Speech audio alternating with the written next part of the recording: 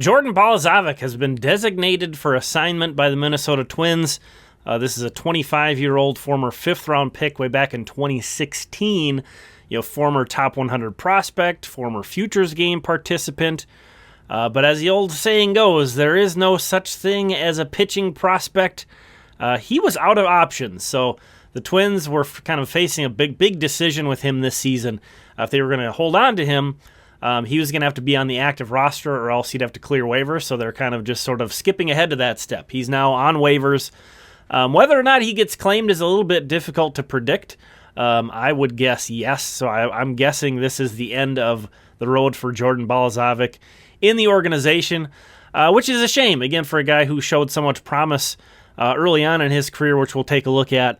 But I do think this is a conversation to be had, not just in terms of Balazovic, but also kind of comparing him to some of the current prospects in the Twins system and talking about their status and just discussing pitching prospects in general. So here is Jordan Balazovic's career numbers, including his minor league career, of course.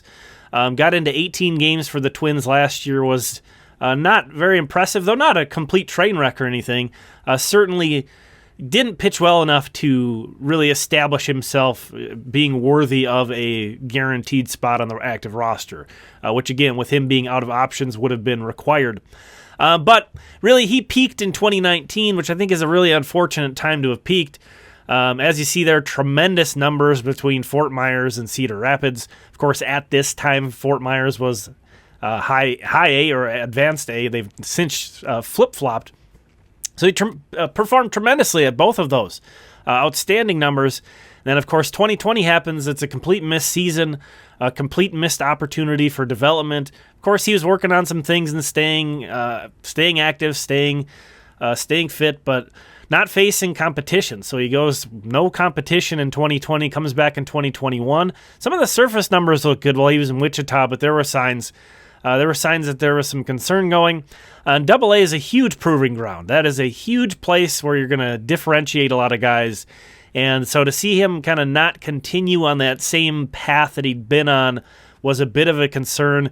And then you see things kind of just continued to slide from there. And of course, he's eventually moved from being a starting pitcher to being out of the bullpen and continued to struggle. So, it was kind of a steep decline. So we're going to talk about the prospects currently in the system. And, one of the things in this guide that I printed up and have available, we're going to win issue 2. This is a zine, a self-published little publication that I put together. The prospect edition on this one, it's available for $5 plus $1.50 shipping and handling. I'll put a link down in the description to that. But I'm going to reference some of my rankings in that guide. Not going to give them away, so I want you to go check that out. But I have my 2024 top 50 Twins prospect list in there. And I just want to mention, these are the guys listed in my top 30 who have played in the minor leagues. The recent draftees that I have, so that would be Charlie Soto, that would be Tanner Hall, that would be Dylan Questad. I'm not sure how to pronounce his name yet, for sure. I've got to work on that one. That's in my off-season work list. Those guys I didn't list here because they haven't debuted. They haven't debuted in the pros yet. They've only played as amateurs. But these are all of the guys who are in my top 30 as pitchers who have played in the minor leagues and their highest level. So I think that's it's kind of an interesting segue from talking about Balazovic, this guy that looked outstanding until he got into Double A for multiple reasons. Because, number one, Pearson Ole is the exact opposite. Pearson Ole didn't really look like a whole lot, performed pretty well, but didn't look like much down, when he's an A-ball. He was, I think, a former 14th round pick or something like that, a very late draft pick. Gets to Double A and completely dominates. He was one of the best pitchers in Double A to throw at least 80 innings. So I think he's a real call-out in this conversation of how unique he is. He's a bit of a unicorn in that sense. Like, nobody does that. Breaks out at Double A. It's very impressive. I have elevated him, I think, higher on my list than I've seen anybody put him. And, that's partly because of that. He's passed the test at Double A. Like, what obviously we want to see him repeat that and continue to pitch well, but that's a huge box checked for Pearson Ole. And then the other way that we can kind of look at this, and the other thing with my prospect list is some people may look at it and think, wow, you're really down on the guys that really broke out last year. But none of those guys made it to Double-A. I'm talking about Corey Lewis, the Twins minor league pitcher of the year, taking nothing away from him. Not only one of the most fun prospects in the entire system, but maybe the prospect of the year last year in terms of performance. But he's only pitched at high A. Same with Andrew Morris, C.J. Culpepper, Zebby Matthews. All those guys in that same draft class were outstanding last year. All of them are exciting. I'm excited to see what's next for those guys. But I did struggle to elevate them as high as I've seen a lot of other places because we haven't seen them pass that test yet. And, to be honest, too, that their pedigrees aren't that high either. These were later round draft picks. I don't hold that against a guy for too long, but, it is something that's going to kind of be in the back of my mind to where, wait, a year ago at this time, these guys were at X spot in my list. What have they really done to elevate themselves? And they're all higher. They're all higher on my list. They all moved up my list. But if you get a chance to see that list and you're wondering why, why is Tom a little bit lower on these guys?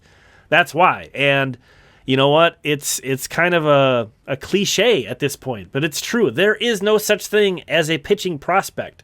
We have Jordan Balazovic, this guy who is a former top 100 prospect, who is, and maybe he puts it together. He's 25 years old.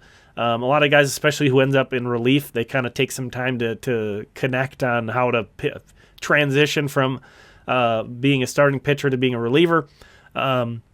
So it's not as if his career is over or anything. But clearly he hasn't, as a prospect, he hasn't turned out the way the Twins had once hoped. And, that was a guy who had a really high profile at one point. So it's tough. It's tough. And, I can say the same thing about David Festa and Marco Raya. David Festa, he pitched better than Balazovic did at Double-A, but his numbers, if you look at them, aren't outstanding at Double-A. His stuff is incredible. His raw stuff is amazing, David Festa, and he gets credit. I've heard him get credit from other guys on his work ethic and his preparation. So he has sort of checked that box. But he and Marco Raya, for me, who hasn't spent much time at Double-A, they're also a little bit lower on my list than a lot of other lists. And I think there is maybe a little bit of a emphasis on my list toward position players because I do think there's such a better bet. Now, you need pitching. You need pitching. Everybody needs pitching. That's, if there's anything that's going to sink an organization, it's not having enough pitching. So it's not like pitching isn't important, but I think pitching prospects, it's really hard for me to elevate anyone that hasn't performed well in the high minors. It's not like I'm super low on any of these guys. It's a couple spots. In most cases, it's a couple spots lower, but again, it's not just Jordan Balazovic. There's plenty of these guys that you can look at and wonder if they would ever, develop to the point where they would be a t-shirt guy. Segueing to my friends at BreakingT put out some Joe Mauer shirts. I also have this Royce Lewis one they have, which is outstanding. They have a ton of shirts. They're all officially licensed by the MLB Players Association. So check them out. Again, they've got a collection of Joe Mauer shirts. Now that he's going into the Hall of Fame, check those out. If you use that link there, I'll put the link in the description to breakingt.com/tftwins. Get a little kick my way. So if you're going to think about getting a new shirt anyway, might as well, right? So the last thing I want to talk about is this general concept and applying it to the guys currently on the Minnesota Twins, because there are some guys that break that mold. And I'm not saying, you only look at profile and you only look at what level these guys are at, because there's guys that are the opposite. As high of a prospect as Jordan Balazovic was, there are some guys that were not very well thought of, at least at some points, or not drafted high, that have become very successful major leaguers. If you can figure out which guys are going to continue to develop and which aren't, you need to be working for a major league team, because they haven't figured it out yet. No major league team is very good at this. If you look at anybody, every team kind of struggles to keep pitching prospects in particular developing. But I think an interesting thing about Joe Ryan is that he was drafted in the same round in the same draft as Josh Winder. And I think, since we got him in a trade for Nelson Cruz, I think some of his kind of prospect journey is overlooked a little bit at how kind of unlikely of a path that is. A seventh-round pick. He was eventually on top 100 prospect lists because he was the guy that pitched well in the upper minors. But it's still pretty unusual that Joe Ryan, given his start to his baseball career, has made it this far. Pablo Lopez was never a top 100 prospect. And look where he is now. Bailey Ober was, I think, like a 12th round pick. Never really highly regarded as a prospect, was injured so much as a prospect, so we didn't even really get to see, he pitched great when he pitched, but we didn't get to see big samples. There was a lot of injury questions, and that's maybe a blind spot to me, is there's a lot of guys I devalue a little bit because I can't see them handling a starter's workload, and Bailey Ober basically throws everything in the face of that. If there was anybody that you would have predicted couldn't handle a major league starter's workload, it would have been Bailey Ober. The guy was constantly getting hurt, and he made it through an entire season last year. He's looking like a great foundational rotation piece. On the flip side, Griffin Jax. Griffin Jax was a guy who did come up and got an opportunity in the majors as a starter. He developed his entire minor league career as a starter, got to the majors and failed. They put him in the bullpen and kind of unusually was immediately successful as a reliever. Some guys, it takes some time. We can look at some of the guys currently on the Twins, like a Brock Stewart or guys like that, who, they need some time to figure out how to juice up some of their pitches to be effective in the bullpen, or multiple reasons. So there's just, there's a lot of guys who are highly regarded as pitching prospects that never make it.